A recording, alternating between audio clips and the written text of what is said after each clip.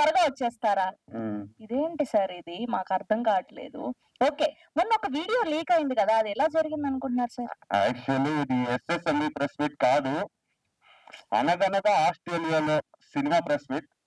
So, దాని గురించి మనం సెపరేట్ గా మాట్లాడుకుందాం. ఇంకో ఓకే. వేరియంట్ లో. ఓకే. పర్సనల్‌గా మెసేజ్ చేస్తా అంటారు. అంతేనా? సార్ మీరు అలా చూడకండి సార్. నాకు సిగ్గేస్తుంది. అయ్యయ్యో! Thank you sir. Thank you so much. ఆస్ట్రేలియాలో అనే టైటిల్ వినగానే మీకేం అర్థమైంది? సినిమా అంతా ఆస్ట్రేలియా జరిగిందని అర్థమైంది. ఓకే.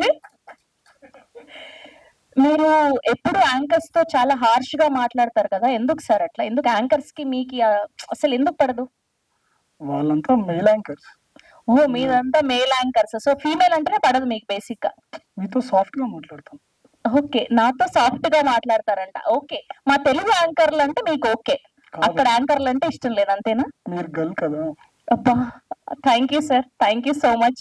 మరి అనగనగా ఆస్ట్రేలియాలో అనేది చాలా కూల్ ఎమోషన్స్ ఉంటాయి. మరి మీరు ఏమంటారు? అందరూ సినిమా చూడాలంటారు. అందరూ సినిమా చూడాలంటాం. Thank you sir. Thank you so much.